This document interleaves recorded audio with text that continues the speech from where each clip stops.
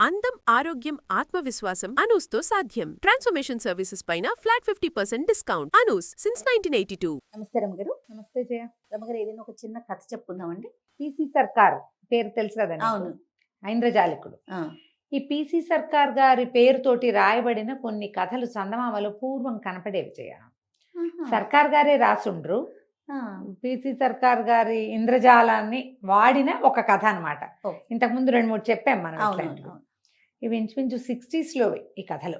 60-70 కూడా కాదు, 60s కొన్ని కథలు బాగుంటాయి. ఒక చిన్న మ్యాజిక్, దాని చుట్టూ తాళ్ళిన పెద్ద కథ. పూర్వమట ఒక రాజుగారికి 2-3 రాణులు ఉండేవాళ్ళు. పెద్దవాళ్ళు ఇద్దరు బాగా పెద్దవాళ్ళు. ఆఖరి రాణి అంటే రాజుగారికి ఎంతో ప్రీతి.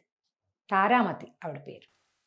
అయితే ఈ తారామతి గారు ఈ అంతఃపురంలో ఉండేటప్పుడు అంతఃపుర పరిచారకులకి వాళ్ళకి కొన్ని ప్రత్యేకమైన రూల్స్ రెగ్యులేషన్స్ ఉండేవి.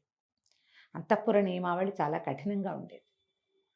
కానీ తారామతి గారు అంటే రాజుకి చాలా ప్రీతి. ఆవిడ ఆ రోజు నిద్రలేచి చూసేసరికల్లా ఆవిడకి ఏమనిపించింది, ఈ అంతఃపురంలో వాళ్ళు ఎవరు తనతో బాగా పలకట్లేదని, తనతో సరిగ్గా లేరని అనిపిస్తోంది ఆవిడకి. తర్వాత ఆవిడ బయటికి వెళ్తుంటే బయటికి వెళ్ళటానికి వీల్లేని ఒక ధోరణి అక్కడ కనిపించింది. 2 పూటలు గడిచేసరికల్లా అంతఃపురంలో ఉన్న వాళ్ళు ఎవ్వరూ తనతోటి మాట్లాడకపోవటము, తనని పలకరించకపోవటము, వేళకి తనకి జరగవలసిన విధులలో ఏదో జాప్యము, ఆలస్యము అవి కనపడుతున్నాయి తెలిసింది. ఈవిడికి ప్రియతమ చేలికత్తె ఒకటి ఉంది, కుమారి. ఈ కుమారి వాళ్ళ నాన్నకి ఒంట్లో బాగుండలేదని ఈవిడే ఆ అమ్మాయిని పంపించింది. కుమారి ఉంటే తను చూసుకునేది. కుమారి కూడా లేదు, వాళ్ళ నాన్నకి ఎలా ఉందో ఆ కుమారి కూడా లేదు, నేను ఇక్కడ ఒక్కదాన్నే ఉన్నాను అని అర్థమయ్యేసరికి ఆవిడ కొంచెం దుఃఖం వచ్చింది. అంతకుముందు ఈ కొత్త రాణి గారు, చిన్న రాణి, కాస్త దుఃఖంగా, విషాదంగా, డల్గా మొహం కనపడితే ఈ చెలికత్తెలు పని వాళ్ళంతా ఏదో ఒకటి పలకరించి మాట్లాడి ఏమిటమ్మా అని కనుక్కునేవాళ్ళు. ఇప్పుడు అట్లా లేదు. ఏదో తేడా ఉంది. ఏమిటి తేడా ఉందో ఆవిడకి తెలియటల్లా. కుమారి లేదే సమయానికి. సరే ఏం చేసింది, 4వ రోజు ఉదయము ఆవిడ రాజుగారు వస్తూ ఉంటే బయట నుంచి వస్తున్నాడు. ఏ రోజు ఉదయం ఆవిడ నిద్రలేచిందో అది ఆవిడ తెలుసుకుందో ఆ రోజు నుంచి రాజు లేడు, ఆయన ఎక్కడికో వెళ్ళాడు 3 రోజుల పాటు. 4వ రోజు ఈవిడ బయట కిటికీ దగ్గర నిలబడి చూస్తుంటే రాజు వస్తున్నాడు. రాజు పరమదీనంగా కనపడ్డాడు ఈవిడికి. ఆయన డల్గా ఉన్నాడు. మామూలుగా ఆయన చలాకీగా వస్తూ తలకాయ పైకెత్తి తన సౌధం వైపు చూసి తను కనపడితే చేతులూపి కేరింతలు కొడుతూ ఉండేవాడు. ఆయన తల వేళ్లాడేసుకుని పెదిమలు కిందకుండి నవ్వు లేదు, తలెత్తి తన భవనం వైపు కూడా చూడాలి. అప్పటి రాచరికపు పద్ధతులు అవి వేరు. ఏం చేయాలో తెలియలేదు. చాలా దుఃఖం వచ్చింది. ఏదో జరిగింది ఇక్కడ కనిపెట్టింది. ఏదో జరిగింది. అందుకనే రాజు నా పట్ల సరిగ్గా లేడు కాబట్టే ఈ పరివారం ఇక్కడ అంతకుముందు పనివాళ్ళు వాళ్ళ పనులు వాళ్ళు చేశాడు, వాళ్ళు ఇప్పుడు సరిగ్గా లేరు నాతోటి. నా తిండి తిప్పలు, నా వేళ, నా మూడ్సు, నా దుఃఖము వీళ్ళెవరికి పట్టట్ల. ఇంచుమించుగా నేను ఇక్కడ బందీగా ఉన్నాను. ఇక్కడ ఏదో జరుగుతోంది. ఆవిడ ఎప్పుడైతే ఈ రాజుని ఇట్లా దుఃఖంగా చూసిందో రాజుకు ఒక ఉత్తరం రాసి అక్కడ ఉన్న పరిచారకుల్లో ఒకళ్ళకి ఇచ్చింది. రాజుగారికి ఇవ్వండి. ఏమని రాసింది, ఏం జరిగిందో నాకు తెలియటం లేదు, నన్ను మన్నించండి, నా వల్ల ఏదైనా పొరపాటు జరిగితే నన్ను క్షమించండి. ఒకవేళ నాకు శిక్షే వేయాలని మీరు అనుకుంటే ఒక్కసారి మీ పాదాలంటి దండం పెట్టుకునే అవకాశాన్ని నాకు ఇవ్వండి. అంటే నువ్వు నా దగ్గరికి రా అని కాదు, మీరు నా దగ్గరికి రండి అని రాయకుండా మీ పాదాలంటి మీకు క్షమాపణ చెప్పుకునే పరిస్థితిని నాకు ఇవ్వండి అని రాసేసరికల్లా చక్కగా ముత్యాల కోవలాంటి అక్షరాలు, కుదురుగా నిదానమైన నడక చూసి రాజు సమాధానం రాసి పంపించాడు.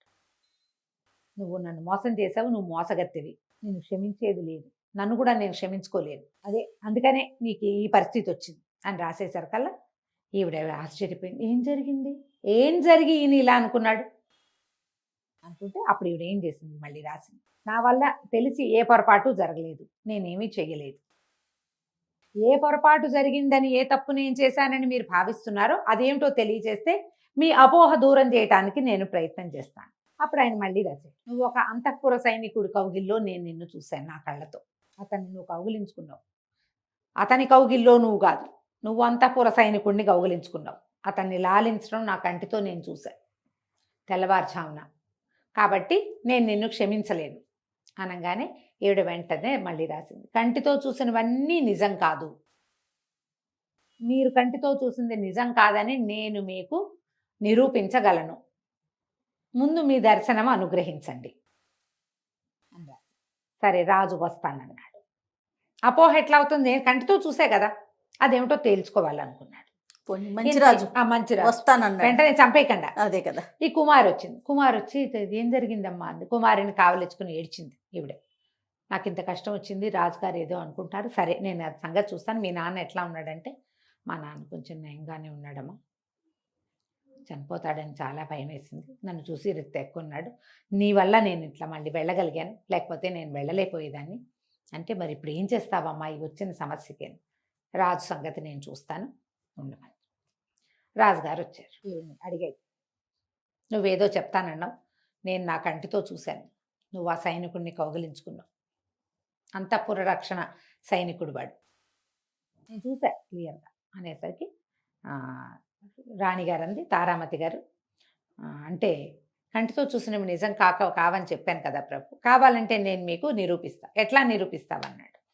ఈవిడ ఒక కప్పు దాని మీద ఒక మూత అక్కడ ఉన్నాయి, మీ దగ్గర 4 బంగారు నాణ్యాలు ఉన్నాయా, ఆయన ఇట్లా దట్టిలో నాణ్యాలు ఉంటాయి, ఆ దట్టిలో నుంచి ఒక సంచి తీసి 4 నాణ్యాలు ఆవిడ చేతిలో పెట్టాడు. ఈవిడ ఏం చేస్తుంది, కప్పు ఖాళీ కప్పు ఉంది, అంత బౌల్ ఉంది, దాని మీద మూత ఉంది, ఆ మూత తీసి పట్టుకుని ఆ 4 నాణ్యాలు ఇందులో వేసింది, వేసాక మూత పెట్టింది, అది ఖాళీ కప్పు.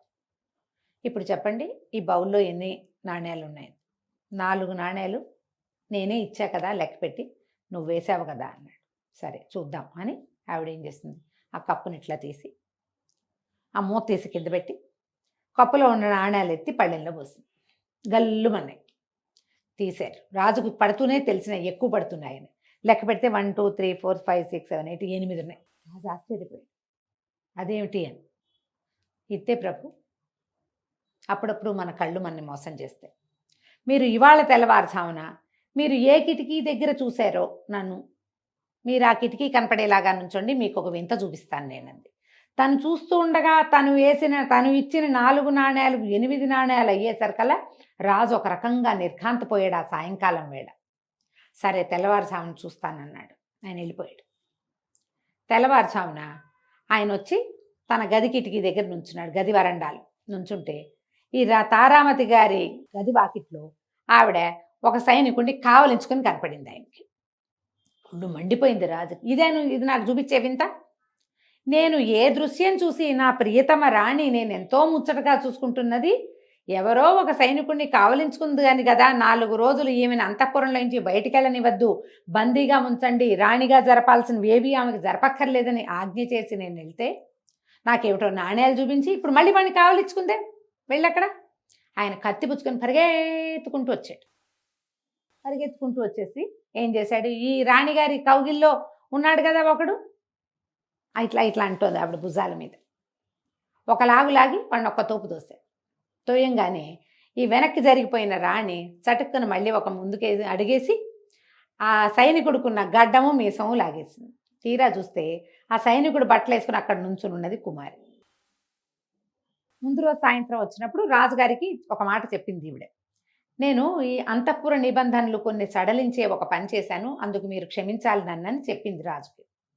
ఈ 4 నాణ్యాలు 8 నాణ్యాలు చేసిందిగా, అప్పుడు ఆయన అన్నాడు, అది పెద్దదా చిన్నదా అన్నాడు. చాలా చిన్నది, అత్యవసరమయ్యే చేశాను, మీరు నన్ను క్షమించాలంటే సరే పర్వాలేదన్నాడు. ఇప్పుడు ఆ మాట ఇప్పుడు చెప్పిందనమాట. మీరు 4 రోజుల క్రితం తెల్లవారుజామున చూసింది అక్షరాల కుమారిని. కుమారి తండ్రి అనారోగ్యంతో ఉన్నాడు. అంతఃపుర నిబంధనల ప్రకారము సాయంకాలం దాటిన తర్వాత అసలు అంతఃపురంలో ఒక చెలికత్తెలుగా ఉన్న వాళ్ళు ఎవ్వరూ బయటికి వెళ్ళడానికి వీల్లేదు, అక్కడ రూల్ అది. చెలికత్తెలుగా బయట నుంచి ఆడపిల్లల్ని సెలెక్ట్ చేసి తెస్తారు లోపలికి, తెస్తే వాళ్ళు పంజరంలో చిలకల్లాగా ఉంటారు, లోపల పని చేయాలి తప్ప వాళ్ళు ఇళ్ళకెళ్ళి రావడాలు అవి కుదరవు. ఇన్ని సంవత్సరాలు అయిన తర్వాత, కొన్ని సంవత్సరాలు అయ్యాక వాళ్ళకి కొంత డబ్బు ఇచ్చి ఇక మళ్ళీ వెనక్కి రాకుండా పంపేస్తారు. మధ్యలో వెళ్ళి వచ్చి చేసేటప్పుడు ఏమవుతుంది, అంతఃపుర రహస్యాలు బయటికి వెళ్ళిపోతాయి, బయట నుంచి మగవాళ్ళు రావచ్చు, అందుకని కఠినమైన నిబంధనలు ఉంటాయి. కుమారి తండ్రిని చూడాలని చాలా తహతహలాడిపోతోంది. ఆయన చనిపోతే ఆఖరి చూపు దక్కదని అది శోకిస్తుంటే నేనేం చేశాను, ఇక్కడ ఉన్న వాళ్ళందరికీ నా గదిలో చీరలతోటి ఏదో నేత నేయిస్తున్నానని, కుమారి 2-3 రోజుల పాటు నా గదిలోనే ఉంటుంది, ఎవ్వరికీ కనపడదని ఇక్కడంతా ప్రచారం చేయించి కుమారికి అంతఃపుర రక్షక భట్టుడి బట్టలు సంపాదించమని చెప్పాను. అదేం చేసింది, రక్షక భట్టుడి వస్త్రాలు తెచ్చుకుంది. ఈ లోపల నేను గదిలో పత్తికి కాటుక పూసి గడ్డము మీసము తయారు చేశాను. ఆ గడ్డం మీసం పెట్టుకుని ఆ బట్టలు కట్టుకుని కుమారి వెళ్ళింది బయటికి. ఆ వెళ్ళేటప్పుడు అది ఏడుస్తూ వెళ్ళొస్తానమ్మా అంటే దాన్ని కౌగలించుకుని ఓదార్చాను నేను. పర్వాలేదులే, మీ నాన్న కనీసం ఆఖరి చూపైనా దక్కుతోంది, ఇంకొకళ్ళకి ఆ అవకాశం కూడా ఉండేది కాదు, పెద్దరాణి గారి ఆ వాట్లలో చేతి అసలు వెళ్ళే అవకాశం లేదు, నేను కాబట్టి దాన్ని పంపించా, అందుకని కుమారిని కావలించుకున్నాను. అక్షరాల మీరు అదే చూశారు. మీరు ఇవాళ పుచ్చుకొచ్చినట్టుగా కత్తి ఆ రోజే పుచ్చుకొస్తే మీరు నిర్దోషిని చంపేసేవారు మహారాజా. ఆయనకి అత్యవసరమైన పని ఉండి ఈ హత్యా కార్యక్రమాన్ని వాయిదా వేసుకున్నాడు. ఆయన 3 రోజుల తర్వాత చంపేద్దాం అనుకున్నాడు. ఈ లోపల దుఃఖం వచ్చింది ఆయనకి, ఈ పిల్లని ఎంత ముద్దుగా చూశాను, ఎంతో బాగా చూసుకున్నాను, ఇది ఇంత పని చేసింది అని దుఃఖం వచ్చి కొంచెం మెత్తపడ్డాడు. లేకపోతే ఉగ్రంలో మొదట ఐడియా రాగానే వెంటనే అయితే నరికేసే పని. అదే ఆయన నవ్వొచ్చింది ఆయనకి, ఆశ్చర్యపోయాడు. అవును, నేను అపోహపడ్డానని కుమారిని 10 రోజులు సెలవు తీసుకుని మీ ఇంటికి వెళ్ళి మీ నాన్నని చూసిరా అని చెప్పి ఆ అమ్మాయిని పంపించాడు. మహారాణిని ఈవిడ్ని క్షమించమని అడిగాడు. నేను పొరపాటు పడ్డానంటే, కన్ను అప్పుడప్పుడు మనని మోసం చేస్తుంది ప్రభు, పర్వాలేదులేండి అని ఆయన మన్నించినట్టుగా మాట్లాడి ఆయన పంపించేసింది. సరే, తెల్లవారిపోయింది. తెల్లవారుజామున కదా జరిగింది. ఏం చేసింది కుమారి, యువరాణి మహారాణి తారామతి దేవికి నెత్తికి నూనె రాయటానికి నూనె అవి పుచ్చుకొచ్చింది. తలకి నూనె రాసి మర్దం చేస్తూ, అమ్మా ఇదైతే బాగా ప్రూవ్ చేసావు, నిరూపించావు కదా నేనేనని, ఆ రోజు ఉన్నది నీ కౌగిల్లో ఉన్నది నేనేనని నిరూపించావు. ఆ నాణ్యాలు ఎట్టా చేసావమ్మా తమాషా? ఆవిడ నవ్వింది. చిన్న ట్రిక్కు ఇది అని చెప్పి ఏం చేసింది, ఆ పళ్ళెం ప్లేట్ వెనక్కి తిప్పింది, ప్లేట్కి సబ్బు రాసి 4 నాణ్యాల ముందే అంటించింది. ఆ పళ్ళెం మీద జాగ్రత్తగా ఆ కప్పు మీద పళ్ళాన్ని మూతపెట్టింది. రాజుగారు వచ్చినప్పుడు పళ్ళాన్ని అలాగా తీసి 4 నాణ్యాలు కప్పులో వేసి ఈ పళ్ళెం పెట్టేటప్పుడు వేళ్లతోటి ఆ 4 నాణ్యాలని ఆ గిన్నె కప్పులో పడేలాగా చేసేసింది. నేను ఆ రోజు నేను అంటించిన సబ్బు ఇంకా ఉంది చూడు అని. కుమారి పొరపాటును కూడా ఇది ఎవరికి చెప్పుకో, రాజును ఒప్పించడానికి ఇది మనం వాడాం. రేపొద్దున ఆయన నేను ఏ ట్రిక్ అయినా చేస్తానని అనుకోగలుగుతాడు కదా, అంతే. కాబట్టి ఈ మాట మాత్రం బయట పెట్టకూడదు. అర్ధరాత్రి పూట ఇది దొంగ వేషం వేసుకుని నగరు దాటి వెళ్ళిందన్నది బయటికి రాదు. అలాగే ఈవిడ రాజుగారిని ఎలా పడేసిందో కూడా బయటికి రాకుండా ఉండిపోయింది. కథ కంచికి మనం ఇంటికి. చాలా బాగుంది రమ్య గారు. నమస్తే. నమస్తే.